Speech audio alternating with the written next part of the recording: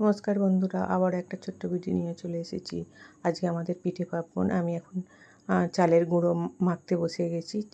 আর আমি 3 রকম পিঠে বানাবো। ডালের পিঠে এগুলো বানিয়েছি। ডালের পিঠেটা একটু সিদ্ধ হতে সময় লাগে, 15-20 মিনিট লেগে যায়। আর এখন আমার দেখুন ডালের পিঠেটা হয়ে গেছে। আর এগুলো হচ্ছে নারকেলের পিঠে, সাদা ধপধপ করছে নারকেলের পিঠেগুলো। বেশিক্ষণ লাগে না নারকেলের পিঠে সিদ্ধ হতে, 10 মিনিটেই সিদ্ধ হয়ে যায়। নারকেলের মধ্যে একটা তেল থাকে তো, তাই তাড়াতাড়ি সিদ্ধটাও হয়ে যায়।